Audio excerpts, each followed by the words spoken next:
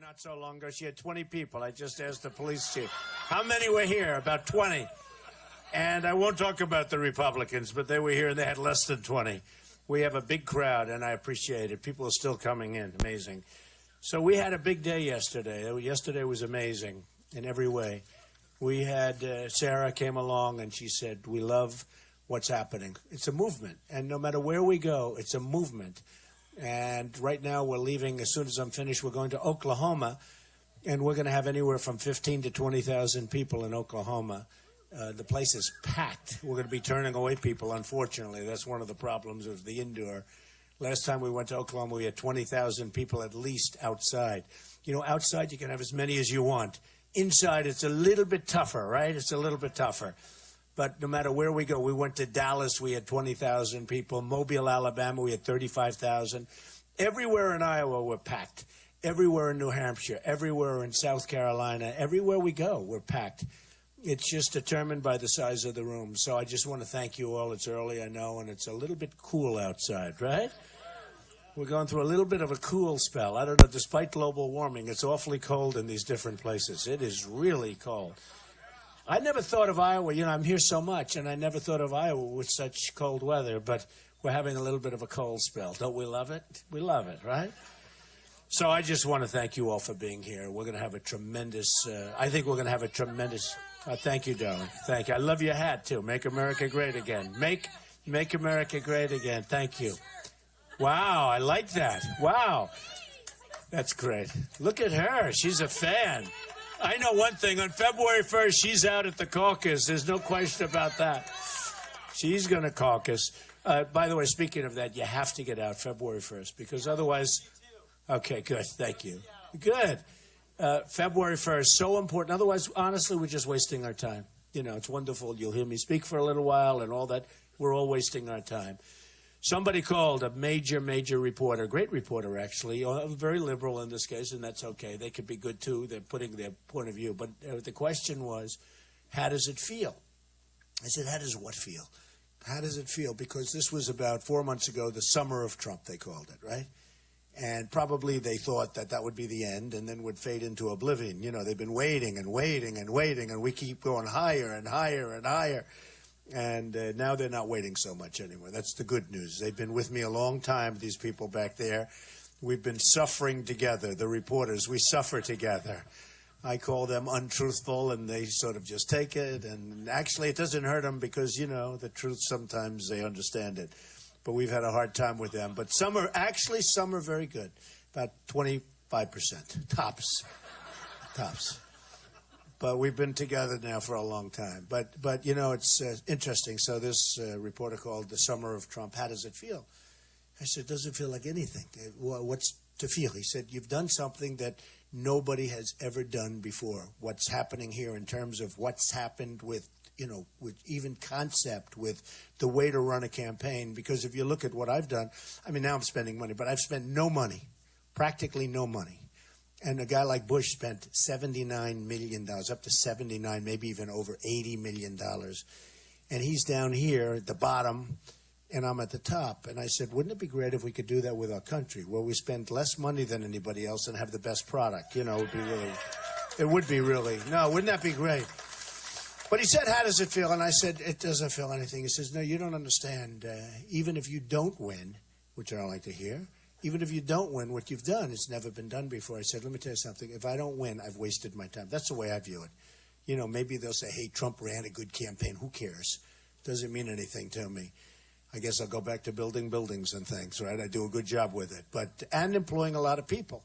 But he said that, and I said, no, you don't understand. It really, if I don't win, it's a whole different ballgame. It means nothing. Everything I've done, everything my incredible people have done with Hope and Corey and Tana and everybody and Chuck and Sam, honestly, it doesn't mean anything. It doesn't mean anything. So we want to get in, we want to win. And when I say win, we got to win here.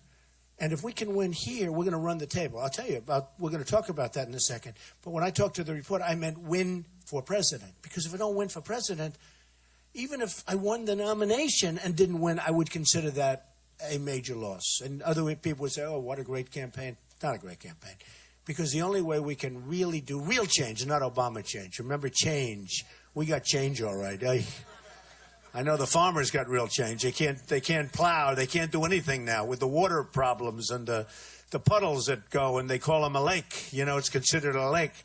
The puddle forms on your land. It's 4 feet by 4 feet. Oh, that's considered a lake. You can't touch it. This is reserved water.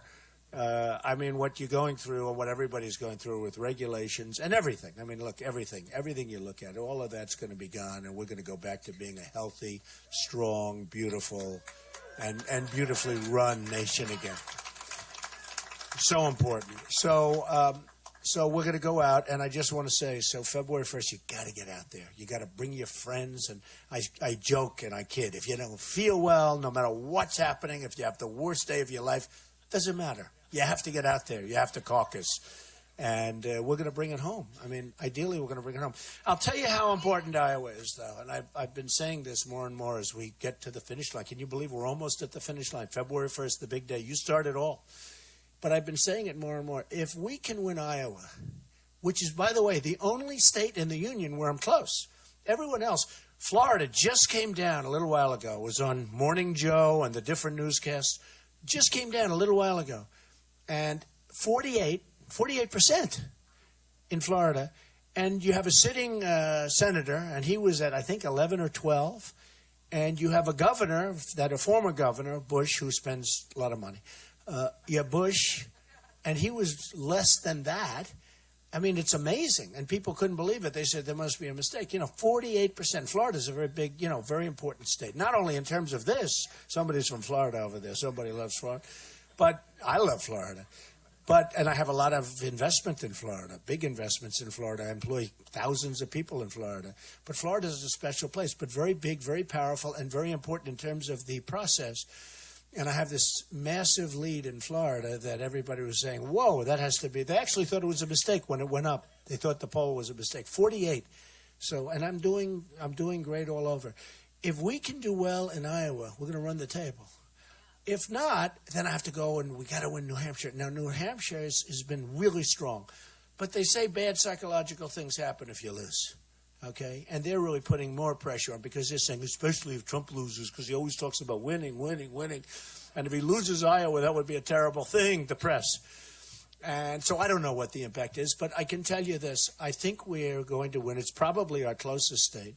And I think we're going to win Iowa. And it would be a lot easier if I said, no, I just want to do well. Good luck, everybody, on the first. If you're busy or something, don't bother. You got to go out and caucus. Because if you can win, and if we can win together, if we can win Iowa, the signal, it's all, look, I'm not going to say anything's over, and even the biggest pundits, even the worst liars, and, some guys that said we're never going to run, and even if we run, he's just going to have a good time. Not a good time. I mean, I love you people, but I could be someplace else right now, okay? I could be very happy being someplace else. But if we, and they say it, if we win Iowa, we're going to run the table. We may not lose a state because it's just going to feed. Iowa is very important. And one other thing with Iowa, there's a lot of talk about moving Iowa to the middle of the pack or even the back of the pack. Not going to happen if I get elected. Won't happen. There's an incredible tradition. I've developed so many friends. I've been here for a lot. I've come a lot, and I'm going to be here all next week. You're going to be so sick of me. You're going to get sick.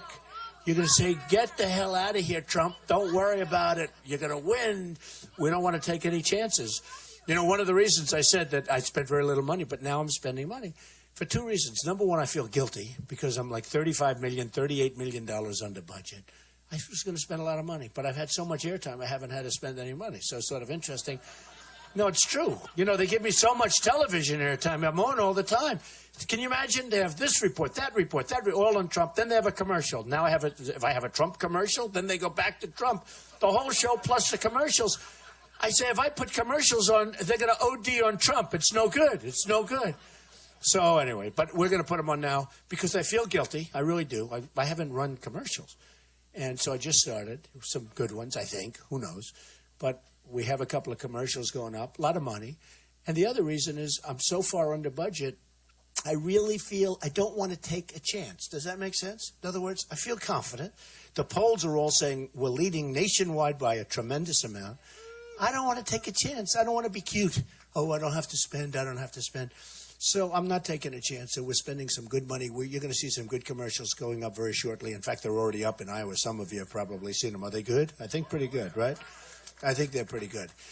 So Iowa is so important because by doing that, we're sending a signal. And that's why I want to win it. I don't want to lose by 2 votes where they say, well, Trump came in second, and that's okay. Winning would be so incredible. Look at these people. They don't stop. No matter where you go. No matter where you go, they don't stop. Would you like me to stand up against them? No matter. It doesn't matter. I can't lose them. Look at them, the paparazzi. Look at them. I don't even know what the hell they do with all the pictures. They're taking pictures all day long. Then you see one picture in a newspaper. You say, all that work for one picture? Anyway, but they're good. They're very good. Hey, look, we're all doing our thing, right?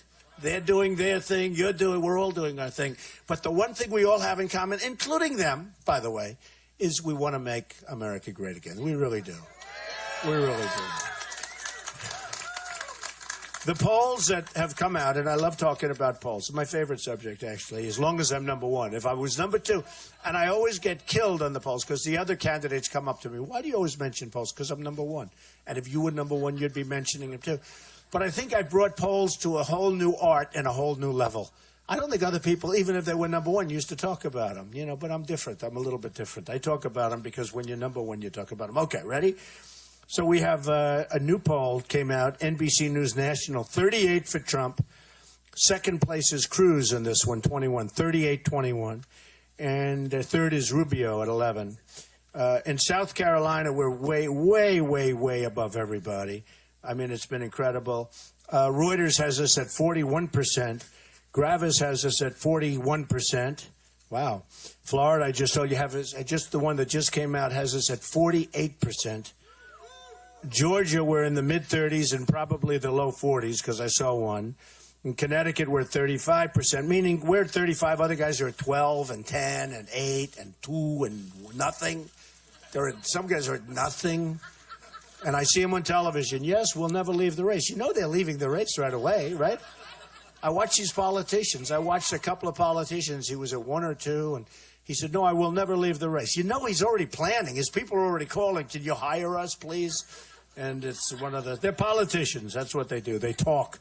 All talk, no action. And that's what we don't need, That's what we don't need. In Iowa, we have a great CNN poll. I told the other day, I said, why don't they ever use the CNN poll? Even CNN doesn't use the CNN poll because it's too good. Trump 33. Cruz is second at 20. So I'm up by 13 points. Nobody ever uses it. So CNN reports and they show other people's polls where it's closer. I say, could I ask you? And by the way, they spent a lot of money on this poll. And I think their poll is probably better. And I think it's more indicative. I think we might even be better than that. I said, why are you not using the poll that says 33-20? Why are you using one that says 21-20 and this and that? And they have no answer. You can't answer. You know what the answer is. It's really unfair stuff. It's called Welcome to the World of Trump or Welcome to the World of being a conservative Republican or Welcome to whatever world it is. But here they are. They pay for their own poll and they don't put it up. So it's a little bit unfair, but these are minor details, folks. I want to just, so the polls are looking good and everything's looking good and it's so important. And I stayed here last night and I actually had good steak. You have good steak, and I've always heard that, I had good steak last night. I mean, you should have. If you don't have good steak, who's going to have good steak? If they don't have good steak in Iowa, we have some problems, right? But you do, and it was great. I want to just say, though, and I said it a little and I alluded to it. Sarah mentioned it yesterday. Sarah Palin came in, and she was so great. She was so great yesterday and so popular and amazing, actually, and everybody wanted her endorsement. And she just saw what was happening. She said, you've got a movement. This is a movement going on. This is beyond what a normal situation is. And seriously, I mean, they were telling me when some of these other candidates, they'd have like 9 people and 20 people come in. And even for Hillary, she had very, very few people coming in. And, you look at a crowd like this, and it's early in the morning and all of that. And, something's happening out there, something really special. They used to call it the silent majority. And I used to say with the silent majority, I resurrected a term. Some people didn't like that term because it was associated with Nixon or it was associated with something. And I don't even care. I mean, it's a great term, but it's not really accurate. because the accurate is the noisy majority. We're really, I mean, you have to see these people. They go crazy. We go into stadiums, and they want to rip down the stadium sometimes. It's amazing, and it's really become the noisy majority, and that's what we have. We have an amazing group of people that want to just see this country get great and be strong and be smart and not be ripped off with trade and not be ripped off with so many different things. I mean, you look at China, $505 billion. We have a trade deficit, a deficit. What they get, what we get. $505 billion a year. This isn't like in 20 years. This is a year. It goes on. And I have some of the great business leaders endorse me, like Carl Icahn endorsed me, who's a fantastic guy and a fantastic business leader. And when he endorsed me, I mean, a lot of other business leaders also want to endorse me. The problem is nobody ever heard of him. But I'm going to use them. I said, you don't have to endorse me. What difference does it make? Nobody knows who you are. The guy could be worth $5 billion. Nobody cares. You know, it's amazing. But they're great negotiators, and they want to do great things for the country. And right now, take China and I've been talking about China for years. You know, nobody knows how to negotiate with these people. I made a lot of money with China and dealing with China. And I own a major building in California along with a group that's a phenomenal building, the Bank of America building in San Francisco, and 1290 Avenue of the Americas, a big chunk of that. And dealing with Chinese. And you know how to deal. I mean, I sell condos to the Chinese a lot. I have them as tenants. The biggest bank in the world is a tenant of mine in one of my buildings. And they pay me rent. And they're great. I mean, the Chinese are great people. And the Mexicans are great people. But their leaders are too smart for our leaders. They're too cunning. Too cunning. They're cunning. They're smart. They toy with us like we're a bunch of dopes. They toy with us. They think everybody's like Obama. They toy. No, it's true. No, it's true. I mean, they toy with us. And that won't happen anymore, folks. That won't happen. It's not going to happen.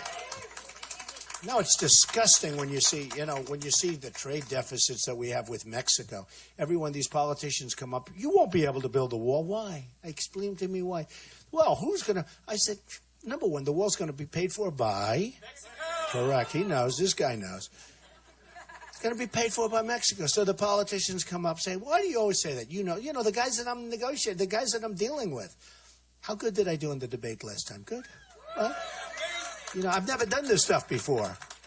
But they all said I won the debate. Even the people that hate me back there, even the pundits. Every debate I've won with the polls. They do the polls. Drudge is an amazing guy, by the way.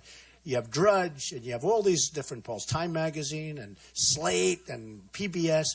And I win, almost all of them and on the debate. And I'll get 40%, 50, 60, even 70%. Who won the debate? It's a lot when you have 14, 15 people up there and you get 70%. But I get a lot, and I've done well. But this last debate, for some reason, even the pundits finally broke down, and they said Trump won. It's nice, okay? Took them a while. And now we have another debate coming up. I hope I get treated fairly. Some people on that debate stage that I don't know if they'll treat me fairly, but we'll see. But I hope they won't. I don't think they will either, frankly. We have some people up there that we're going to find out whether or not they treat fairly. I'll be prepared. Believe me, I'll be prepared. But we're going to find out. And I think it's important for them as professionals that they treat me fairly. I don't want to be treated any better, but I have to be treated fairly. I thought I was not treated fairly in a couple of instances. But nevertheless, we came out fine. We came out really good. Sort of interesting, after the debates, the poll goes up. My big polls go up. After the last debate, my poll went up 11 points. Now, I also brought up some pretty big security measures, in all fairness, so maybe that had to do with it. You know what I'm talking about, but that was important. And now we have a dialogue going. The world is having a dialogue because of what I brought up. Radical Islamic terrorism, we mention it. And the world is in dialogue now. The world is talking about it. We have a president who won't mention the terms. I mean, he won't mention what's going on. When a building is blown up, when people are killed in Paris, when people are killed in California, when 5 great soldiers are killed because they're told to stand down with their guns, to take their guns off and put them 100 yards away and lock them up, and then they go and have coffee in a whack job. When they see gun-free zone, these wackos, they're just wackos. When they see gun-free zone, that's like holding candy for a baby, okay? Gun-free zone. By the way, I'm going to protect your Second Amendment 100%. 100%. If we had guns in California, or even, take a look at Paris, the toughest gun laws in the world, the toughest they say in the world. Paris, you can't have a gun in Paris unless you're a bad guy. You put a gun in your pocket, you have a gun, all right? But you can't have a gun in Paris. In France, the toughest gun laws. So you had these guys, these thugs. The press, the name the press called them, right? We don't call them that anymore. We call them the guy with the dirty hat. These are stupid people, and these are disgusting people, right? These are disgusting. They called him the mastermind, the leader, the mastermind. And I took the press to task. I haven't heard it. I must have. I've been hitting them so hard about it because, they're radicalizing our children. They're using the internet better than us, and we're the people that invented the land that invented the internet, and they're using it better than us.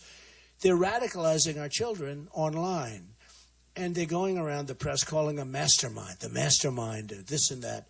And I'm saying to myself, why are they calling him mastermind? Why would anybody call him mastermind? You're building them up. You're building up the image, Robin Hood. You're building up the image.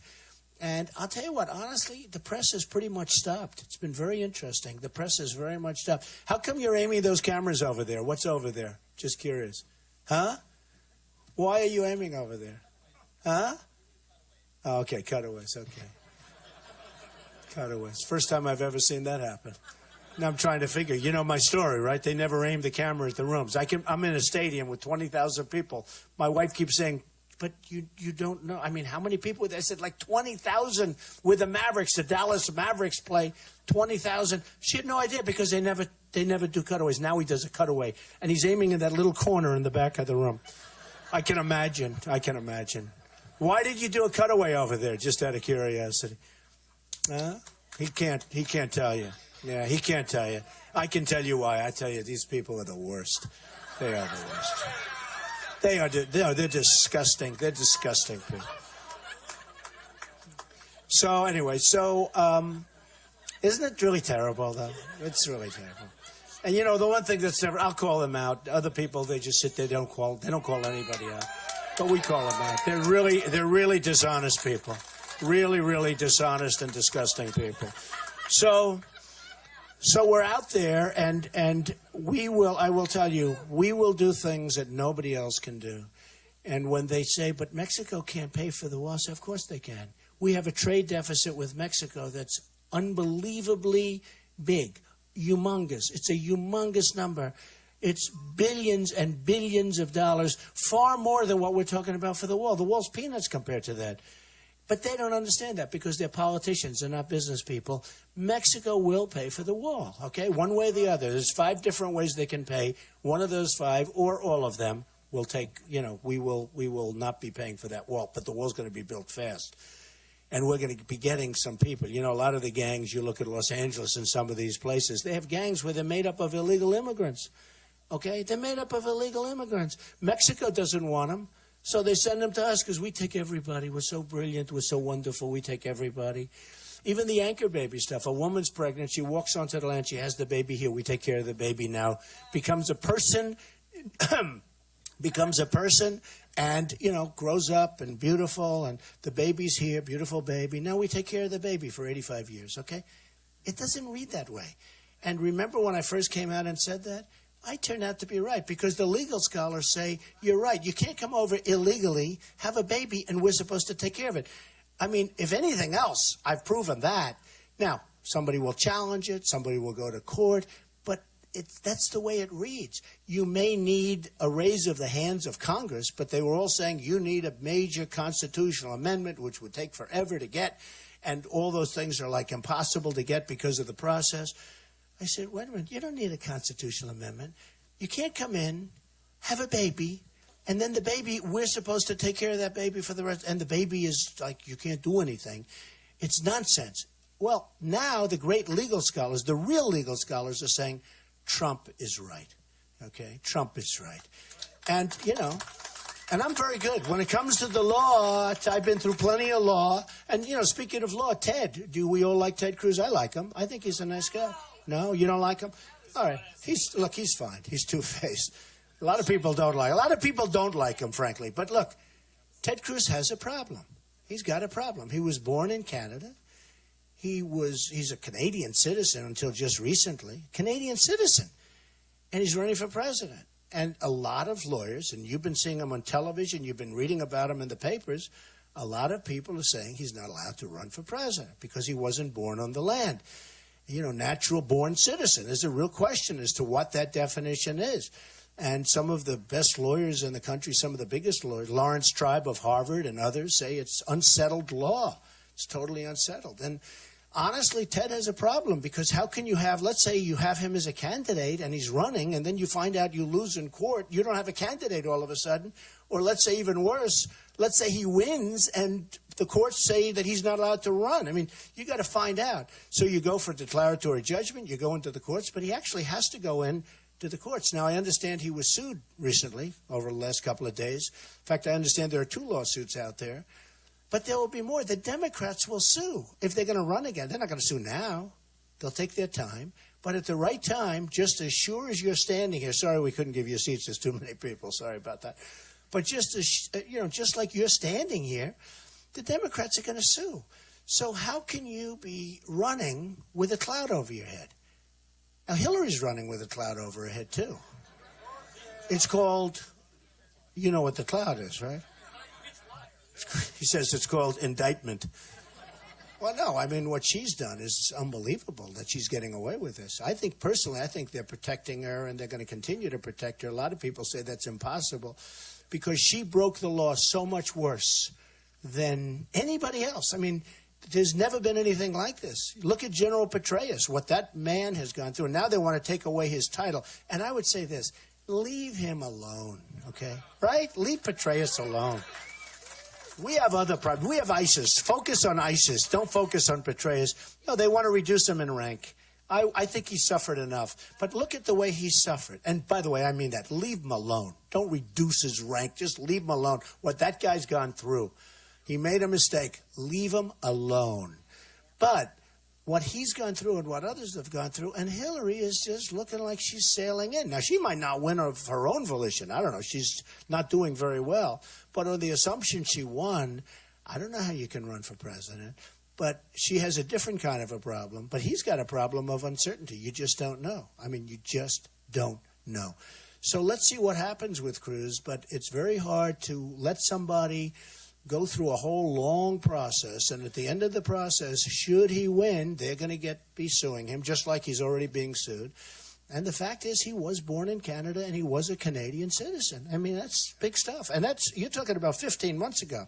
He was actually a Canadian citizen. If you think about this, he was a Canadian citizen while he was a United States senator. He was a joint citizen of the United States and Canada. But how do you do that? And he said he didn't know about it, which is interesting. He didn't know about it. So I don't think you can have a situation where, gee, I didn't know about it. Then in his papers, his financial applications, it's a very, very strict, he didn't put in a couple of minor things. He said he was going to sell assets to run for the Senate and all of this. Well, that's not what he did. He borrowed money from Goldman Sachs and he borrowed money from Citibank. So it came out a week ago, a little while ago, that he borrowed money from Goldman Sachs, but nobody knew about Citibank. Then it came out that he borrowed money. He never put it in his personal financial disclosure form. That's a big no-no. If I did that, can you imagine the headlines of me? I have billions and billions of dollars of stuff. I put in almost 100 pages. Every reporter back there, they've gone over every word. I mean, you haven't heard anything. I mean, I have professional people doing it. But you haven't, I guess I got the right professional people. Because believe me, if there was 2 cents worth of mistake, I'd have nothing but, newspaper headlines. But I put in almost 100, the largest personal financial statement ever written, ever done. Almost 100 pages. And it's fine. It's fine. It's gone over by everybody, and it's fine. Here's a guy with 2 bank loans that we know of. But the problem is he didn't do it purposely because what he wanted to do is say, I will protect you from Goldman Sachs. I will protect you from Citibank. And I will protect you for the banks because I'm Robin Hood and I'm this wonderful senator and I'm going to protect you for these banks. And then he's borrowing from the banks. And by the way, he's got personal guarantees and he got low interest loans. So low interest. And now he's going to go after Goldman Sachs. Doesn't work that way. Goldman Sachs owns him. Remember that, folks. They own him. And what he did was wrong, because he didn't want you to know that he's dealing with banks, that he's borrowing money with banks, that he's personally guaranteeing loans with banks, because if he puts them down, then he's just like all the other guys. Okay? It's wrong. It's wrong. It's really wrong. And you can say what you want, but it's absolutely wrong. So he's got a double problem. He's got that problem because it was just revealed. And now everyone say, oh, I thought he was trying to protect us. Well, what's he going to do? Be rough on Goldman Sachs when he has a personal guarantee for like whatever the number was, $1 million? So I think you got to think about that. I think you got to think about that. Do you agree with it? A lot of people don't know that, but it just came out. I mean, it just came out. And he said, with the being a Canadian citizen, he said, oh, I didn't know that. How did he not know that? Then he said, with the loans, oh, I didn't know that. Smart guy. He doesn't know that? Yeah, that's worse than Hillary when you think about it. So anyway, so I think we got to get a little bit, fair in here, because he says things about me that are so wrong. I mean, he says things, takes ads and says things about me that are so wrong. I mean, we have to disclose the real facts. And these are facts. These aren't like, oh, gee, this didn't. This is like he didn't put down on his personal financial disclosure form. Very strong, that signature on the bottom. You sign that, you got problems if you make mistakes. He didn't put down 2 big banks loaning him money because he didn't want you to see that, okay? That's a problem, okay? That's a problem. And I think when you go to caucus, you should think about that problem, okay? You should think about it. And the other thing, of course, is you have a great governor in this state. Terry Branstad came out yesterday and he said, you can't have Cruz. You can't have Cruz. And I understand what he's saying. I understand exactly what he's saying.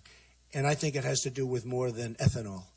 I think it has to do with maybe other things, too. It was a strong statement. You have a great governor. Here's the longest-serving governor in the history of the United States, as of a couple of months ago. And when I was with him, I really like him. I think he's smart, and he's amazing, and he loves the people of Iowa. I really like him. And he says he's not endorsing anybody, and I think that's great. But for him to come out with that statement, that was a big statement to come out with yesterday. Yesterday was a double. You had that statement, and you had Sarah Palin. That was a good day for Trump. But the governor's doing the right thing. He's a governor that's going to do the right thing. A lot of people do everything for politics. He doesn't do it for politics. He's beyond it. And he does what is the right thing. So he's an amazing guy, I can tell you that. So we've got to keep him elected for a long time to come, folks, right? We want to have him, let him double up his record. But it's an amazing record. Think of it. In the history of the United States, he's the longest-serving governor. The history of the United States, that's a lot. So we are going to do tremendous things. We're going to work hard on trade. I'm going to get the smartest, the best, the greatest people in the world. We're going to work really, really hard on trade.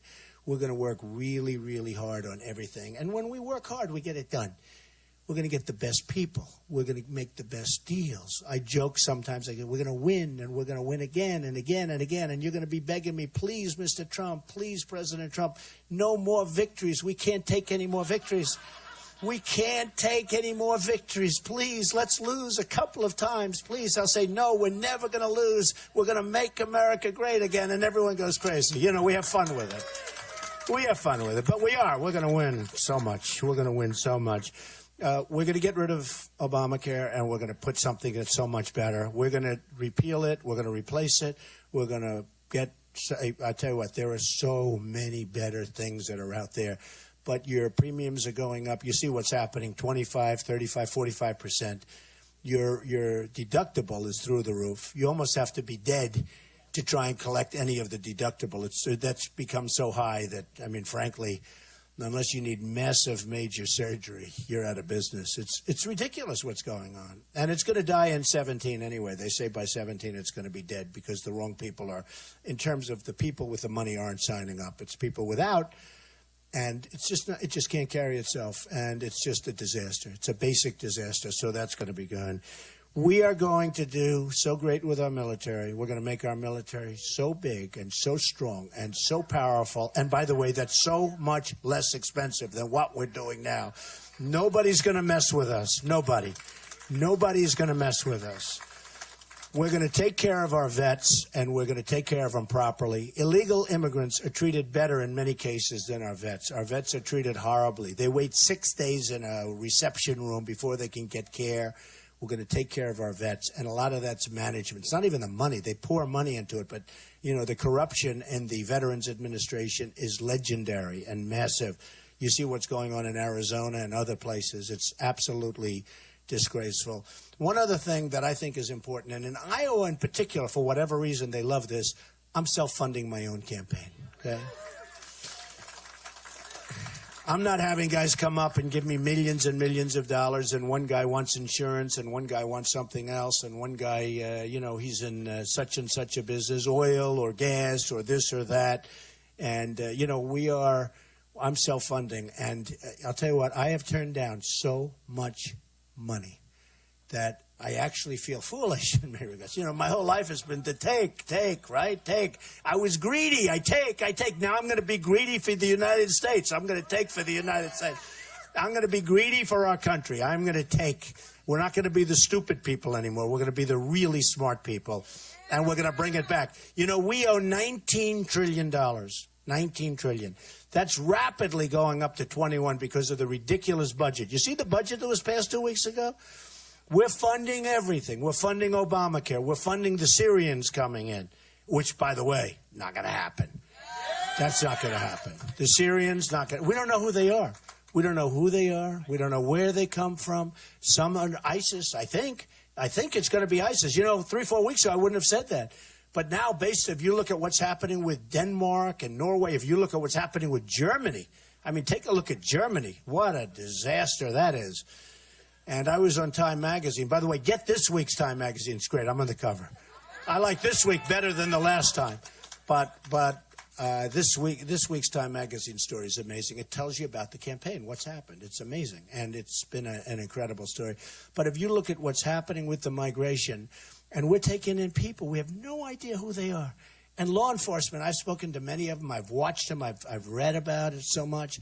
And they say there's no way of saying where these people are from, what they represent, who they represent. This could be the greatest Trojan horse in history. This could be the real deal Trojan horse. And we want to take thousands and thousands, and don't believe the 10,000 number. You know, even in the debate, the previous debate, they talked about 65,000 people, okay? And you don't believe the numbers. They want to bring in tremendous. And, you know, very sadly, if they're Christian, they don't come in, okay? If they're Christian, they don't come in. And before this whole mess, if you were in Syria 2, 3, 4 years ago, one of the top experts told me this on borders and on the military. I mean, this is a real guy that really understands what's going on. He said, you know, Mr. Trump, first time I heard it, he said, if you're from Syria and if you're Muslim, it's very easy to come into the United States. One of the easier places. But if you're from Syria and if you're Christian, it's almost impossible to come into the United States. One of the hardest things to do. I never forgot it. That was 3 years ago, he told me, 3.5 years ago. I never forgot what he said. Because Christianity is under siege, folks. Whether you want to hear it or not, it's under siege. And we've got to reverse it. But if you were from Syria 3 years ago, 4 years ago, 3.5 years ago, you wanted to come into this country, if you were Christian, one of the hardest places on earth to come into the United States was a Syrian who happened to be Christian. Something wrong. And they're the ones that really needed the protection more than anybody else. It's all going to change. It's all going to change. We're going to use our heads. We're going to be fair. We're going to deal from the heart. We're going to deal from the brain. And we're going to make America great again. And I'm telling you, so important is on February 1st, you have to get out there and you have to show our stuff. Because otherwise, you've wasted your time. I've wasted my time. I won't even say wasted money. It's a lot of money. Who cares? I don't care about the money. I've wasted a lot of time, a lot of energy, a lot of effort. We have to do this for the good of the country because we can turn our country around. And I always say, make America great again. And lately, I've been adding, because I've seen the people. They're incredible people. Make America great again. We can make it greater. And I really mean this. I think we can make it greater than ever before. It's true.